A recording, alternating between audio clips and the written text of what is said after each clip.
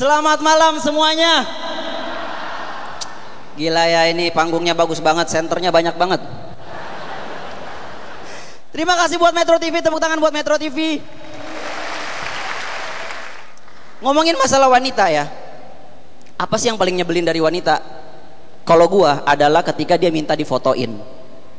Kalau zaman dulu belum ada kamera digital, cewek kalau difotoin ya udah sekali difotoin, kita cuci filmnya, kebakar nggak kebakar syukur, tinggal lihat hasilnya. Kalau sekarang nggak bisa, fotoin dong, difotoin, cekrek, lihat dong, lihat.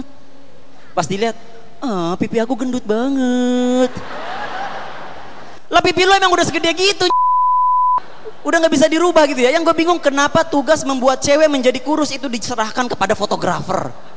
Ya, gue rasa jangankan gue gitu ya, Darwis Triadi juga gue bakal rasa stres itu pasti disuruh moto-moto kayak gitu ya. Dan jangan-jangan cewek-cewek kayak gini yang suka minta difotoin ulang itu akan berlaku ketika dia foto ronsen.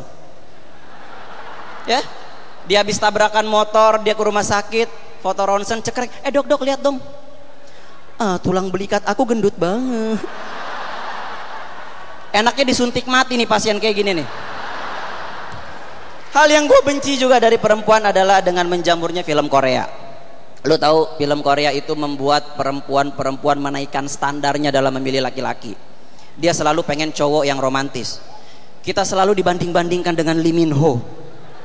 Kan susah kita kemana-mana bawa pensil alis. Gimana caranya gitu ya? Dan setiap kayak misalnya dia ulang tahun, pacar gue tuh selalu bilang kayak di film Korea dong, itu ada adegannya yang ceweknya ulang tahun, lantainya ditaburin bunga. Gue bilang aja, iya gue taburin bunga, sekalian sama batu nisan mau. Sebel banget gitu ya. Dan kadang-kadang dia tuh selalu membanding-bandingkan kita dari hal keromantisan. Dia bilang, aku tuh mau kalau nanti dilamar sama cowok tuh yang dengan cara romantis, nggak mau dengan cara yang biasa. Lihat deh film Korea, dia tuh bisa berlutut di atas jembatan, ngasih kejutan. Bukannya kita nggak mau, kita nggak bisa di Indonesia. Kenapa? Karena kalau di Indonesia untuk melamar seorang perempuan itu nggak sesimpel lu berlutut di depan dia dan ngasih cincin, nggak bisa. Ada yang namanya silaturahmi keluarga, ya, dimana kakek lu dan kakek dia harus ketemu, ngerokok bareng, saling tepuk-tepukan pundak, dan lu harus, itu adalah satu momen dimana lu akan ditanya, lu kuliah di mana, lu anak siapa, lu keturunan siapa, dan lu PNS atau bukan, ya. Jadi bukannya kita nggak mau, tapi kita nggak bisa. Jadi kalau misalnya cewek-cewek bilang, cowok-cowok Indonesia mah gak romantis, bukan kita yang gak romantis, orang tua lu yang gak asik. Orang tua lu yang gak asik. Biar bagaimanapun ya, kita benci sama wanita apa segala macam, tapi tetap aja kita akan menikah. Nah, ketika kita akan menikah dengan perempuan, biasanya perempuan itu akan lebih ribet dari laki-laki. Dan hal yang paling bikin dia ribet adalah apa? Prewedding. Gue coba berpikir, apa sih fungsinya prewedding? Menurut gua nggak ada. Satu-satunya fungsi prewedding yang paling masuk akal menurut gua adalah buat bikin sirik mantan lu. Cuman buat nunjukin ke mantan lu, bilang, lihat nih gua bahagia, gua boncengan sama suami gua, nunjuk-nunjuk awan, bahagia, ya. Dan biasanya pernikahan tuh awalnya doang romantis gitu ya. Aku mau belajar masak, yang ini baru nikah ya, bikin soto. Nih mas, cobain sotonya. Sayang kurang asam, oke aku ambilin jeruk nipis dulu. 10 tahun menikah, nih soto, yang kurang asam jeruk nipis dong, jeruk nipis habis, ada mau.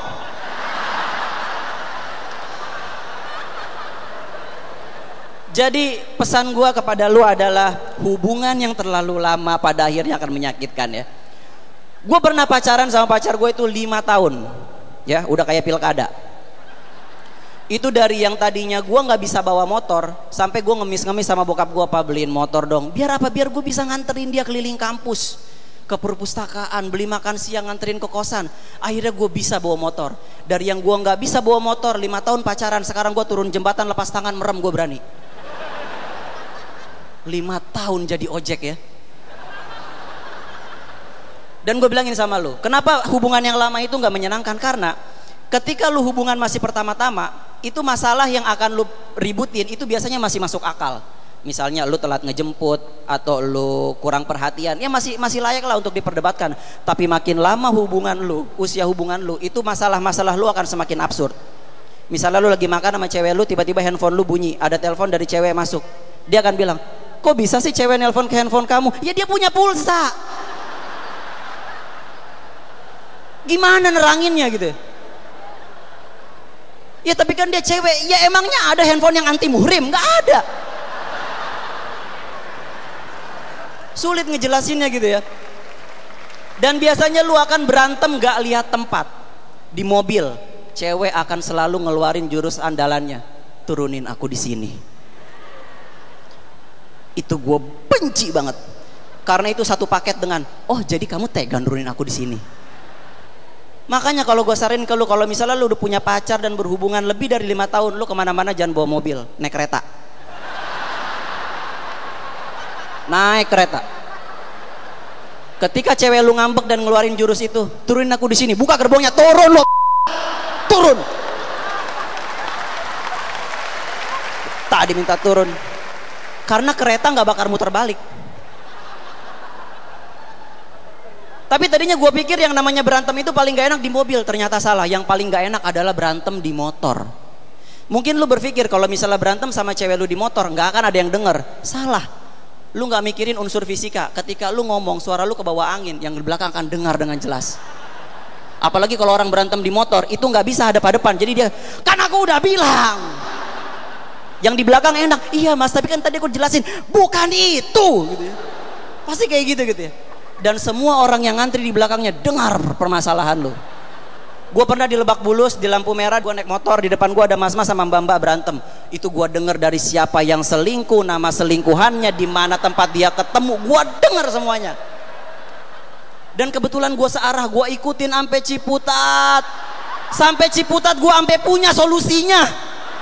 Oke, selamat malam, gue Aco. Terserah. Kali ini sungguh aku takkan peduli.